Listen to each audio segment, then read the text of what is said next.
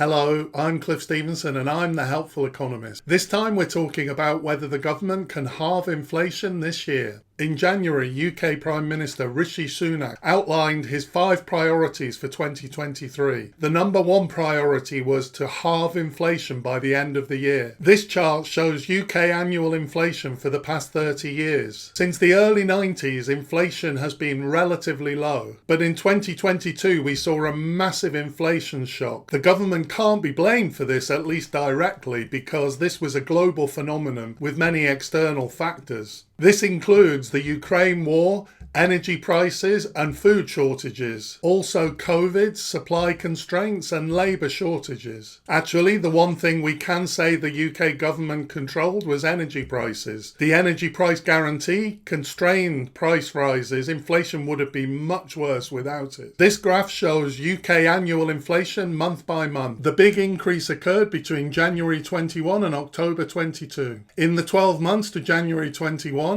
inflation was very low at 0.4%. This means that something that cost £10 in January 20 cost £10 and 4p in January 21. Inflation peaked at 11.1% in October 2022. This means that something that cost £10 in October 21 cost £11.10 in October 22. The next 3 months, yearly inflation fell to 10.1% in January 23. Then came a bit of a surprise in February when it increased up to 10.4%. This wasn't expected. The 2 items that contributed the most to this increase were clothing and footwear, which saw a 1-month increase in prices of 2.5%, and food and non-alcoholic beverages also saw an increase between January and February of 2.1%. Other products that contributed to the high annual inflation in February 2023 were milk, eggs and cheese, which increased by 30.8%. If a 2-litre pack of milk was £1.50 in February 22, this means it was £1.96 in February 23. Oils and fats increased by 32.1%, coffee and tea by 17.1%, restaurants and cafes by 11.4%, and insurance connected with transport by 33.2%. We can see that the inflation problem isn't just caused by energy and food prices. The blue line in this chart shows the overall consumer price index. The green line shows what's called core inflation, which excludes energy, food and alcohol and tobacco. Although it did rise January 21 to April 22, it then flattened out, indicating that a high proportion of the inflation increase was caused by energy and food. But this increase in core inflation does perhaps indicate a general problem. And particularly worrying is that core inflation also saw an increase in February 23. So what's going to happen to inflation in the future? 21 and 22 show the actual figures, and for 23 onwards these are official forecasts from the Office for Budget Responsibility. If energy and food prices return to normal, inflation will be dramatically reduced. But I do think the situation is highly uncertain, and these forecasts perhaps are a little bit optimistic. What we can say is that the March 23 inflation figures will be critical. If the increase in February continues into March, then these forecasts definitely look a bit optimistic. So how does the UK compare with the EU? We can see that for the last 3 years the annual rate of inflation has been almost identical between the UK and EU, clearly indicating that this is indeed a global problem. If we look at the annual inflation figures month by month, we can see that EU inflation actually peaked at a higher rate than the UK. However, what is a little bit worrying is that the EU did not experience an increase in February 23 like the UK. So will Sunak halve inflation? Well, inflation will dramatically fall, but this isn't really as a result of government policy. As with the increase, the decrease is pretty much out of the government's control. Even if energy prices don't fall this year, the year-on-year inflation will still dramatically fall in the UK, because currently inflation is still being measured against prices before the big increase last year. So in the next few months, even if energy prices stay flat, the UK inflation figure will still fall. At the moment, energy prices are expected to fall in 2023, so we will see a dramatic decrease in inflation. Looking at the core inflation and the comparison with the EU, it does seem like there's a potential issue in February. But there's considerable uncertainty and we await the March figures with interest. Just one final point. Lower inflation doesn't mean lower prices. Lower inflation just means lower increases in prices. There is no prospect of prices falling from their current high levels.